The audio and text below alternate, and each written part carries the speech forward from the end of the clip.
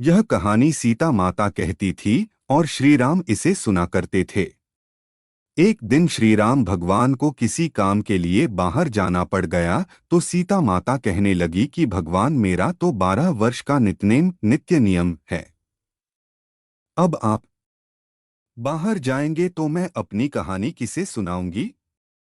श्री राम ने कहा कि तुम कुएं की पाल पर जाकर बैठ जाना और वहां जो औरतें पानी भरने आएंगी उन्हें अपनी कहानी सुना देना। सीता माता कुएं की पाल पर जाकर बैठ जाती हैं। एक स्त्री आई, उसने रेशम की जरी की साड़ी पहन रखी थी और सोने का घड़ा ले रखा था। सीता माता उसे देख कहती हैं कि बहन मेरा 12 वर्ष का नित्यनेम सुन लो। पर वह स्त्री बोली कि मैं तुम्हारा नित्यनेम सुनूंगी तो मुझे घर जाने में देर हो जाएगी और मेरी सास मुझसे लड़ेगी। उसने कहानी नहीं सुनी और चली गई। उसकी रेशम जरी की साड़ी फट गई, सोने का घड़ा मिट्टी के घड़े में बदल गया। सास ने देखा तो पूछा कि ये किसका दोष अपने सिर लेकर आ गई है। बहू ने कहा कि कुएं पर एक औरत बैठी थी, उसने कहानी सुनने के लिए कहा लेकिन मैंने सुनी नहीं जिसका यह फल मिला। बहू की बात सुनकर अगले दिन वही साड़ी और घड़ा लेकर सास कुएं की पाल पर गई। सास को वहीं माता सीता बैठी मिली तो माता सीता ने कहा कि बहन मेरी कहानी सुन लीजिए। सास बोली कि एक बार छोड़, मैं तो 4 बार कहानी सुन लूंगी। राम आए लक्ष्मण आए, देश के पुजारी आए, नितनेम का नेम लाए, आओ राम बैठो राम। तपी रसोई जियो राम, माखन मिश्री खाओ राम, दूध बताशा पियो राम, सूत के पलका मोठो राम, शाल दुशाला पोठो राम, शाल दुशाला ओढ़ो राम, जब बोलूं जब राम ही राम, राम संवारे सबके काम, खाली घर भंडार भरेंगे सबका बेड़ा पार करेंगे, श्री राम जय जय राम। सास बोली कि बहन कहानी तो बहुत अच्छी लगी। कहानी सुनकर सास घर चली गई और उसकी साड़ी फिर से रेशम जरी की बन गई। मिट्टी का घड़ा फिर सोने के घड़े में बदल गया। बहू कहने लगी सासू माँ आपने ये सब कैसे किया। सास ने कहा कि बहू तू दोष लगा के आई थी और मैं अब दोष उतार कर आ रही हूँ। बहू ने फिर पूछा कि वह कुएं वाली स्त्री कौन है। सास बोली कि वे सीता माता थीं। वे पुराने से नया कर देती हैं, खाली घर में भंडार भर देती हैं, वह लक्ष्मी जी का वास घर में कर देती हैं, आदमी की जो भी इच्छा हो उसे पूरा कर देती हैं। बहू बोली किसी कहानी मुझे भी सुना दो।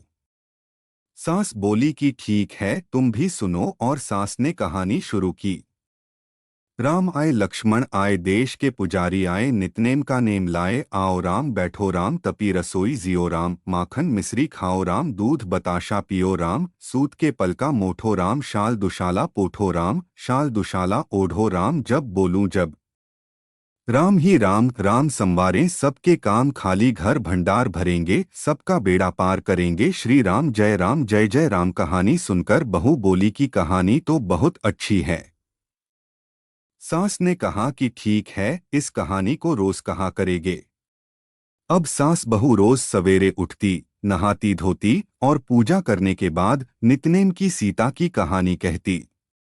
एक दिन उनके यहाँ एक पड़ोस की औरत आई और बोली कि बहन जरा सी आँच देना, तो वह बोली कि आँच तो अभी हमने जलाई ही नहीं। पड़ोसन ने कहा कि तुम सुबह 4 बजे से उठकर क्या कर रही हो फिर। उन्होंने कहा कि सुबह उठकर हम पूजा करते हैं, फिर सीता माता की नितनेम की कहानी कहते हैं। पड़ोसन ने उनकी बात सुनकर फिर कहा कि सीता माता की कहानी कहने से तुम्हें क्या मिला। वे बोली कि इनकी कहानी कहने से घर में भंडार भर जाते हैं, सारे काम सिद्ध होते हैं। वे बोली कि इनकी कहानी कहने से घर में भंडार भर जाते हैं, सारे काम सिद्ध होते हैं, मन की इच्छा भी पूरी होती है। पड़ोसन कहती है कि बहन सी कहानी तो मुझे भी सुना दो फिर। वह बोली कि ठीक है तुम भी यह कहानी सुन लो। राम आए लक्ष्मण आए देश के पुजारी आए नितनेम का नेम लाए आओ राम बैठो राम। सारी कहानी सुनने के बाद पड़ोसन कहने लगी, बहन कहानी तो मुझे बहुत अच्छी लगी। अब वह पड़ोसन भी नितनेम सीता माता की कहानी कहने लगी। कहानी कहने से सीता माता ने पड़ोसन के भी भंडार भर दिए। अब तो पूरे मोहल्ले में नितनेम की कथा चल पड़ी। हर किसी की मनोकामना पूरी होने लगी। हे सीता माता, जैसे आपने उनके भंडार भरे वैसे ही आप हमारे भी भंडार भरना। कहानी सुनने वाले के भी और कहानी कहने वाले के भी। उत्तर प्रदेश, बिहार, हिमाचल प्रदेश और हरियाणा के कुछ क्षेत्रों में आज भी यह कथा सीता जयंती पर चाव से सुनाई जाती है।